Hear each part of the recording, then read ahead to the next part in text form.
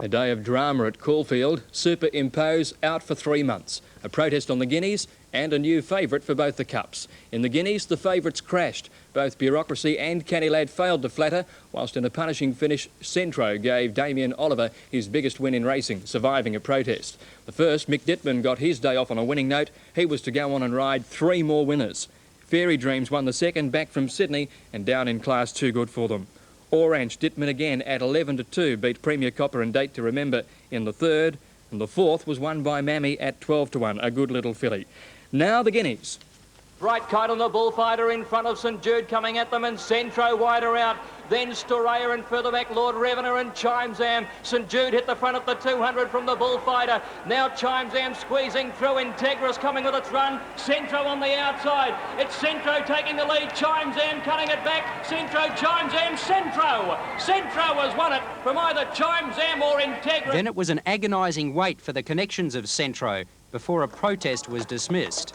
Means a lot for us as family, and it shows what a wonderful trainer Lee and Richard are, and Damien as a rider. Part about the win I really liked, he just kept fighting and fighting all the way down the stretch like a good colt, and I suppose now we'll be looking to syndicate him up the stud.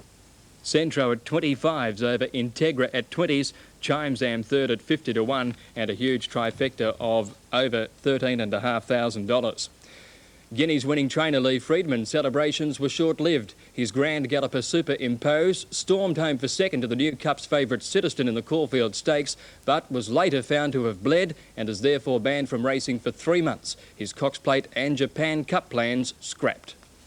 Citizen waits for the run just behind them. Solar Circle hard ridden next as they corner the Phantom a long last. In the straight and Mickey's Town hit the front. Stargazer fights back the run for Citizen in the middle. Then Eastern Classic. Citizen took the split. He's raced to the front now from Mickey's Town. Here's Superimpose, but Citizen's got a break by 2. Superimpose rattling home. Citizen a neck. He wins it. Citizen a neck to Superimpose. 3 lengths away third is Mickey's Town. While the Caulfield and Melbourne Cup favourite, the Phantom, finished well back, it was the second-placed Superimpose that caused real concern. Well, it's been found after he's come back into the enclosure that the horse has had some blood coming from one of his nostrils. And at the moment, the ruling is the horse has been barred for 3 months. Those 3 months off means Superimpose will miss the rich WS Cox Plate and the Japan Cup. The winner of the Caulfield Stakes, Citizen, has firmed in the betting for the Caulfield and Melbourne Cups. I think the top weight, the horse that runs second, is an outstanding horse, and for this horse to beat him is a very good performance. You know, he goes into the Caulfield Cup as probably the favourite, and if he gets a bit of give in the track, which I think he's a little bit better in, he'll give it a hell of a shake. Citizen at 13-4 over Superimpose, and Mickey's Town was third. The Toorak handicap was race 7.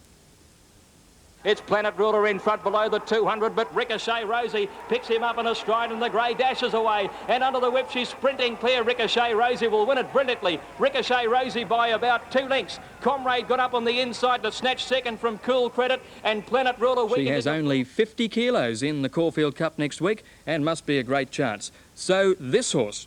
Just an Answer from a mile back, coming home well. Equity in front, he's only a length and a half. Just an Answer's wearing him down, and then Ali Boy. But Just an Answer out wide has swept to the front. And for Cassidy, it's Just an Answer who wins by about a length and a half. Frontier Boy a slashing run second, Ali Boy third. So Just an Answer, also a great Caulfield Cup chance. It's certainly going to be an intriguing race next week. And that's all in sport tonight. Thanks, Sue. Greg, thank you. A big day at Caulfield. Sure was. Now to the weather, and I hope you enjoyed the...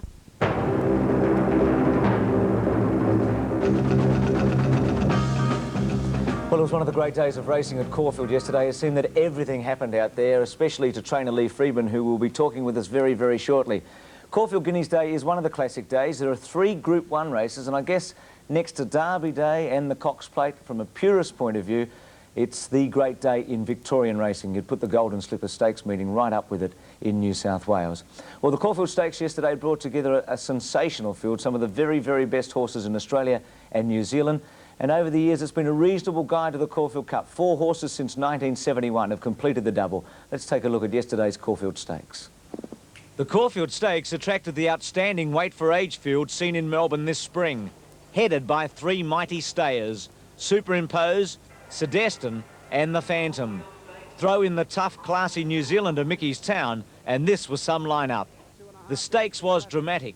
The first surprise, the shocking run by the Caulfield and Melbourne Cup favourite, the Phantom, who finished last. Second last, Superimpose, and the Phantom is 2 lengths away and ridden along last of all. Stargazer the leader at the 500-metre mark, a neck in front. The Kiwi on the outside, second Mickey's Town, a length and a half further back. Rough Habit starting to run on. Then Eastern Classic, and back behind them Citizen, followed by Solar Circle. In the straight now, and Mickey's Town took the lead on the outside. Eastern Classic, Citizen getting a run through. Then Rough Habit as they come down with about 150 to go. And here's Superimpose weaving his way through. He's out now, Superimpose. Citizen took the lead. Superimpose out after him. Citizen broke clear. Citizen in front. Superimpose is flying at him, but Citizen wins the money. Citizen ahead to Superimpose second. 4 away third in the race would have been Mickey's Town. Sedestin is back at the top of the Melbourne Cup market, and he's also a big chance to give jockey Mick Dipman his first Caulfield Cup winner next Saturday. The second shock of the race came afterwards when the horses returned to scale, as the gallant second place getter Superimpose had suffered a bleeding attack. The 6-year-old has been banned for 3 months. He's out of the Cox Plate and the Japan Cup, a pair of races collectively valued at $4 million. And Superimpose is one of the great horses in Australian racing. He's won 10 races, he's been placed 24 times, and he's won $2.2 million. And last year he ran second in the Melbourne Cup. The horse that beat him was his stablemate, Terrific. The trainer of both those horses has joined us, Lee Freedman. Lee, there was some conjecture yesterday as to whether the horse in fact had bled after the race, but unfortunately for you, he did. Well, Bruce, they were very fair, the stewards, in allowing me to view the film to see if the horse had hit his head at any stage in the race, and having done so, we established that he hadn't hit his head, and Pat Lawler then said to me, well, I have no other alternative but to place the ban on the horse. We subsequently last night had the horse scoped when he got home, and it confirmed that the ban was in fact a fair and proper thing to do. So it's a 3-month ban for the first bleeding attack, and then after that it's life in Australia? Life in Australia, yeah. The surprising thing, I guess, is that the horse ran so well yesterday after suffering a bleeding attack. That was one of his best performances, I think. Yeah, I think that he's such a classy horse. He never knows when to give in, and I think it was just a credit to him that he could run so well with that sort of problem. When we say bleeding attack, what are we talking about? I mean, it's not just blood running through a horse's nose, is it? No, it's very similar to what rowers get when they've overtrained or overstressed and they actually cough up blood, or it's the same thing in horses. The blood comes from the lungs, not from the nose. And was Superimpose distressed this morning at the stables? No, he's fine. He's fine. We had our vet in last night and he gave him some stuff to help clear his lungs, and he ate really well last night and was bright this morning. But he's so good, you don't want to take too many chances with him. Well, I've heard a heap of times people saying, well, that's racing, when they talk about good luck and bad luck. You had it all yesterday, but you're pretty relaxed about, here's a horse that was going for 2 races. We reckon he would have gone to the Japan Cup and the Cox Plate, that between them are worth $4 million. Yeah, it's a big blow because realistically he was a good chance in both those races, but I know That's Racing covers a lot of things in racing, and this is just one example of that. He's never had a problem like this before. The likelihood is he may never have a problem like it again, but just on that particular day we had the problem, and that's racing. So he will race again? Yes, definitely. What we plan to do is send him up to our farm at Avenel tomorrow, give him about 6 weeks in the paddock, and then put him back into work with probably a not so stressful campaign of the Newmarket and Doncaster, and probably rest him again then for the winter. Do bleeders normally bleed again if they've bled once? Well, in my experience, the number we've had, some do and some don't. It's just, there's no rule to it really. OK, we've got our fingers crossed. Well, we've said Lee had an up-and-down day yesterday. Just before the Caulfield Stakes, he won a race worth $500,000 with his horse Centro. It was the Caulfield Guineas. The Guineas lineup was headed by the colt who claimed to be king, Canny Lad, winner of 7 out of 9 starts, including the Golden Slipper Stakes. Canny Lad was deposed as favourite by the handsome Bureaucracy, whom he had beaten a fortnight ago, but had lost to in the Ascot Vale Stakes. However, neither of the stars fired. Bureaucracy raced much too fiercely, and Canny Lad couldn't keep up, and then was under the whip well before the home turn. Canny Lad given a crack with the whip. He's third last. Oh, he faces a big job from there as they turn for home. Bright Kite goes up to the bullfighter when they turn. St Jude further out. Storaya going all right but can't get a run. They're followed by Bureaucracy in trouble. Centro going up to them. Canny Lad under the whip about 6 lengths off them. It's St Jude getting to the front from Centro on the outside. Lord Revenor and getting out now with the late runners. Chimes Am. St Jude in front, wide out in the track. Centro's grabbed him. Integra, Chimes Am getting a run. Chimes Am out after Centro. Centro's won the Guineas from either Chimes Am or Integra in the middle. Centro's victory completed a remarkable run for all of his connections. Owner Lorraine Podgornick, apprentice rider Damien Oliver and trainer Lee Freedman. We considered that the horse would win last week, and I think Darren was of the opinion that when the horse was knocked over, he was travelling well enough to win that race. I thought he was unlucky not to win the start before, so if you've been watching the horse, he probably should have won his last 2, and he'd have probably gone in here second or third favourite today. It's a win tinged with sadness too, Lee, with the late Floyd Podgornick not being here to witness his greatest win. And in the background, protests going on, so you've got some problems at the moment. Lee was distracted by the sound of the protest siren. Larry Olsen on the second horse Integra against Centro for alleged interference at the top of the straight. The protest was dismissed. For one moment, you had the Group 1 Caulfield Guineas 1, and then it looked in danger of losing it. Yes, but I had a good feeling. I thought we were going to get it, and we did. Lorraine Podgornick, the winning owner with Centro. Lee, the horse, will he go on for the Derby now? Well, that's the plan, Bruce. You know, he's only going to meet the same colts that he met yesterday. He gives every indication, the way he settled early and ran home, that he could get the trip. So we're going to give him his chance. It was interesting yesterday that both Bureaucracy and Canny Lad, who had staged a titanic struggle in the Bill Stutt Stakes, both failed to fire. It reminds you a little of 1986 with Waverley Star and Bone Crusher, who did a similar thing in the Cox Plate and yet were probably never as good again. Do you think that race has had its effect on those two horses? Well, it's very difficult for me to say. I don't have anything to do with either horse, and they're both very, very good trainers that train both horses. I'm sure they would have gone into the races fit and as well as they could possibly have had them. But I have found it in our own stable that a very hard race like that can take its toll, and perhaps that had something to do with it. OK, let's take a look at 2 of the other big races from yesterday. The Herbert Power Handicap, the Toorak Handicap, 2 guides to the Caulfield Cup. Ricochet Rosie was an excellent last start third in the Epsom Handicap behind Superimpose, and with Mick Dipman chasing his 4th winner for the afternoon, the grey mare accelerated brilliantly when asked to sprint in the straight. They're homeward bound now in our Westminster after Ark Regal, who took over in front, but Planet Ruler got out and grabbed them in a stride. Planet Ruler raced to the front, 250 out, coming out of Ricochet Rosie, then Cool Credit from Ark Regal, and the others are struggling on the outside. Ricochet Rosie gets to the leader. Ricochet Rosie swept past Planet Ruler from Cool Credit and Comrade, and Ricochet Rosie's coming away. Ricochet Rosie by 2 lengths. Second home, Comrade, I'd say, in a photo ahead of Cool Credit third. The Herbert Power Handicap is a traditional lead-up race for the stayers attempting to qualify for the Caulfield Cup. The New Zealand 4-year-old Just a Dancer not only staked a claim on the Cup, he produced a performance that, if repeated next week, will take him close to victory. They've got about 500 metres to go. Savage Toss on the inside being tackled quickly by Equidity, and Equidity ran to the front coming up to the bend from Savage Toss. Then further back was a Freed, followed by Mr Brooker when they turned for home. Back behind the Marley Boy putting in a run, and Just a Dancer from a mile back. Equidity the leader in the straight at the 250 now from Mr Brooker, and Arley Boy down the outside, and Just a Dancer with a withering run. Just a Dancer on the outside, and Arley Boy get up to Equidity. Just a Dancer from second last. Look at this for a Caulfield Cup trial. Takes the lead from Arley Boy. Late down the outside, Frontier Boy, but Just a Dancer. A great performance, scored over a length. Frontier Boy got up to run second. Third is Arley Boy. And when looking at the Caulfield Cup next week, remember this. Nay Rizzi won the Herbert Power last year and finished second in the Caulfield Cup behind Cole Diesel, who won the Toorak Handicap. Both impressive. Do you have a preference, Ricochet Rosie or Just a Dancer?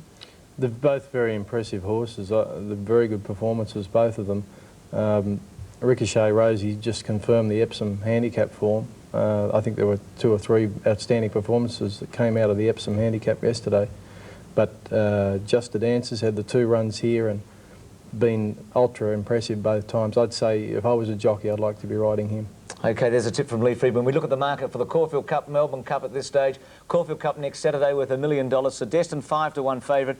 Just a Dancer, Ricochet Rosie, the two big shorteners. Just a Dancer in from 20s, Ricochet Rosie in from 40-1. And in the Melbourne Cup, race with $2 million, Sedestin, a hot favourite at 4-1. He's a terrific horse, but don't take 4-1 about any horse in the Melbourne Cup this far out. The Phantom Sevens, and Terrific, who won it last year, is at 8-1. He's trained by Lee. He won at his last start. Has he got a chance of winning it again? I really think he does, because as a 6-year-old, he's not too badly in with 56.5, and the only risk really with the horse was that he didn't come up this time, and I think last week's win sort of proved that the horse is coming right back to himself. Thanks for your time this morning. Look after Superimpose. He's got a lot of fans. Pleasure. Thank you. Lee Freedman. We take a break talking basketball after this.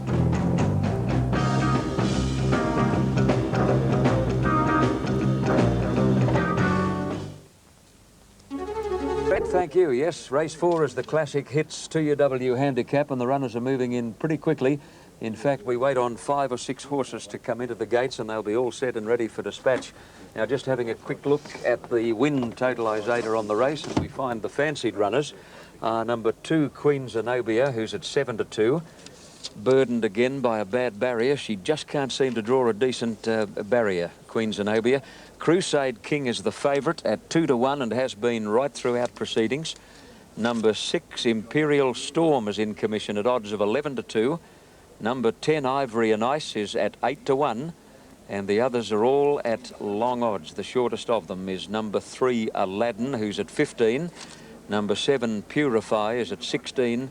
And number 9, Coughlagh Valley, at odds of 17-1. But Crusade King is the popular pick, trained at Hawkesbury by Stephen Bell, and a very good run at Randwick to finish second at his most recent start. Now, Fiery Cotton and Outgun are the last two to move into the gates, and they come up simultaneously. The starter, Billy Dale, is now heading over towards his rostrum, and the track is cleared in front. They're all set and ready for the Classic Hits 2UW handicap, about to break. A long run to the first turn. Zephanique is facing up well in the stall. Starter on his stand now, has the button, and they're ready to break.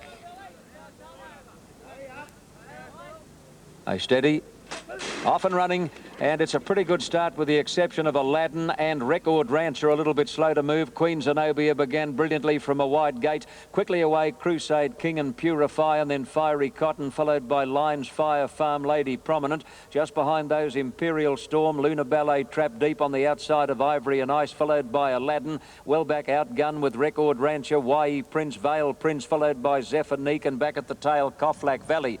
At the end of 300, and Queen Zenobia got across to the fence, and he's trying to steady the mare, but she wants to go very fiercely now. Crusade King on the outside has moved up to take the lead away from Queen Zenobia. 2 lengths away, Farm Lady on the outside of Purify, followed by Lines Fire, very deep, Imperial Storm, and then Fiery Cotton and Ivory and Ice, and further back is Aladdin. Outgun is travelling 3 and 4 deep, a gap to Luna Ballet, given a cut with the whip, and then Zephanique and YE Prince, Record Rancher, followed by Vale Prince, and last of all is Coughlagh Valley. To the turn, 500 out, Queen Zenobia with the inside running is just the leader over Crusade King, and 2.5 lengths to Purify, followed by Lines Fire, Farm Lady. At the head of the others then is Imperial Storm, followed by Ivory and Ice. In the straight, 300 out, Queen Zenobia the leader. In fact, she got away from Crusade King at the 200 mark. She's kicked well clear, Queen Zenobia. Crusade King in second place. Purify has run up on the fence behind those leaders. Queen Zenobia's in front, 100 out. Crusade King is making another drive at her. Queen Zenobia holding on. Crusade King is picking her up with every stride as they get to the line. He might get there. Crusade King possibly a nose to Queen Zenobia, but there's nothing in it. Now there's a wall of them for third, including Imperial Storm, Purify, Fiery Cotton and Aladdin are close up with Farm Lady. Then YE Prince and Luna Ballet, Lines Fire, Ivory and Ice, Zephanique, followed by Record Rancher, Coughlagh Valley. Well back is Vale Prince, and Outgun is last of all. Crusade King or Queen Zenobia in a very, very close one. Crusade King showing tote odds of 320 and 170. Queen Zenobia 460 and 190, and a blanket finish for third. And I don't know about third. There was Aladdin, Imperial Storm, and Purify with a 3 in it. I think possibly Crusade King in the very last stride of the race, but if you're on Queen Zenobia, you are certainly not beaten yet. It is a desperately close one. with Crusade King just lunging in that last stride. Oh, gee, it's tight. It's a heads up, heads down finish, and Imperial Storm will get third. We go back to the tennis. Thanks, John. Well, you have a tough overhead because he was off balance when he makes this shot. Well, he gets sideways. You can see. And for the Caulfield Guineas. Last start winner at Randwick in the Stan Fox Stakes. Sir Patrick going up, followed by the Bullfighter. Non-Pareils. Harry White has a high opinion of this colt. Non-Pareils and Somalia going in the prominent cerise colours. Those of the Woodland Stud. Somalia moves in now, waiting for the Guida. Disappointment last time out against older horses at Flemington. Back to his own class here today. Up until that stage, he was second favourite behind Kenny Ladd for the Victoria Derby. Kenny Ladd still back. He's drawn the extreme outside stall, the favourite. Lord Revenue going up. 9-4 Kenny Ladd now. Bureaucracy comes into 2-1. A new favourite here in the Guineas, 2-1 Bureaucracy. Kenny Ladd moved up. Set for a start. Light about to go on. All locked away. Set.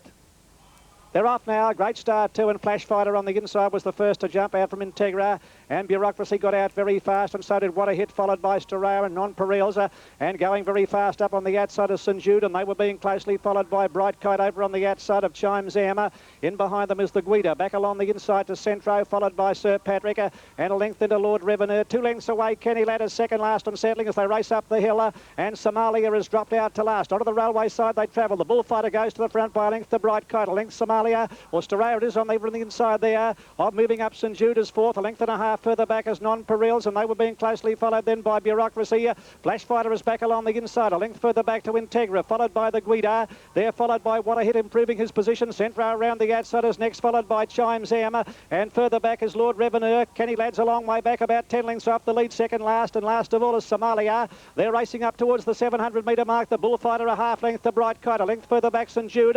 Storaya fourth, a length and a half, then Bureaucracy on the inside of Non-Pareils, followed by Flash Fighter. Centro making ground from a long way back, followed by Sir Patrick, and to the head of the others came Lord Revenue, followed by Integra. Hard-ridden Kenny Ladd, he's still about fourth last, but making ground around the outside.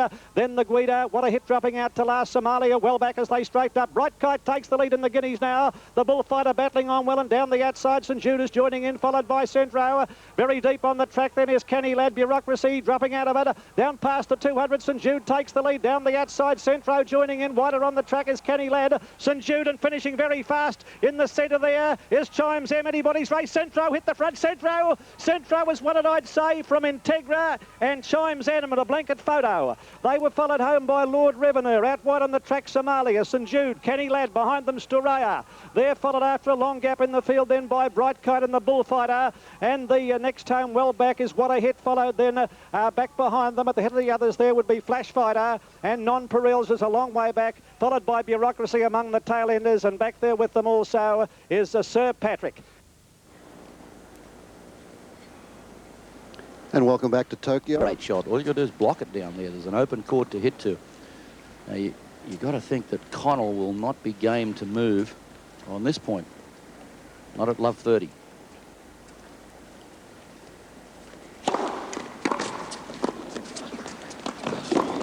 Tim, thanks very much. Okay, now we're going to go out to Rose Hill. It's race 5, and here is Johnny Tapp. Good, Ken, thank you. Race 5 is called the Tower Australia Handicap, and the runners are approaching the starting gates. Let's have a look at the fancied runners on the Win Tote. Our Dawn Star is an 8-1 pop. Hit the Jackpot is at 5-1, as is Noble Clubs. 5-2 Mr Money Market, 7-2 Notorious Deed, and 15-2 Seniority. That horse just going past our camera in the bright red, green and yellow colours is Pleasant Express, number 7 Saddlecloth, and the rider is young Adrian Robinson, who rode the previous winner, incidentally, Queen Zenobia, in that very tight photo finish. Queen Zenobia scored a well-deserved win following a sequence of minor placings. So young Adrian is looking for the double on this one, Pleasant Express. Now Toscanini moving up with Our Dawn Star about to move in. The line's taking pretty good shape. Now, these runners are moving up pretty well. Here's Retford being led forward. Hit Again Benny is about to come up with the grey Supperman and Seniority. Now, there's Hit Again Benny, or the grey horse on your screen at the moment is Supperman. He's trained at Newcastle by Paul Perry. That's Noble Clubs in the conspicuous green and gold colours. Noble Clubs is ridden by Gavin Duffy, who's one of the few top jockeys left in Sydney today. Most of the creme de la creme of the Sydney riders are at Caulfield for the big meeting. Shane Dye rode the beaten favourite Canny Lad in the Caulfield Guineas a short time back. Incidentally, anybody who backed Mick Dittman's mount in that big Melbourne race, Bureaucracy, you can forget all about the run. He got caught in a scrimmage in the home straight and was very lucky not to have fallen. He went right down on his nose in the straight, Bureaucracy, and that put him out of business. Now, 2 to move up. Now, Counterfeit and Hit the Jackpot to move up, and they'll be all set and ready for a start in the Tower Australia Handicap. That's Counterfeit in the black cerise sleeves and the black cap, trained by young Tim Donnelly at Canterbury. And the rider, of course, is one of Australia's most celebrated jockeys, Peter Cook. You know, not too long ago, less than 12 months ago, Ken Page, the marketing manager for the New South Wales TAB, was telling me that Peter Cook was by far and away the most popular jockey with TAB punters in Sydney. In fact, Peter Cook's mounts held more money at that stage about a year ago on the win tote than any other jockey riding in Sydney. Quite amazing statistics. Now, Hit the Jackpot and Counterfeit to move up, and they'll be set and ready to run. Let me see if there have been any late changes on tote betting. Hit the Jackpot has come into 9 to 2 now, so he's the most significant shortener, 5 to 1 into 9 to 2. Now, let's have a look at Notorious Deed. What did I give you him last time? 7 to 2. Oh, he's come in. He's now into 5 to 2.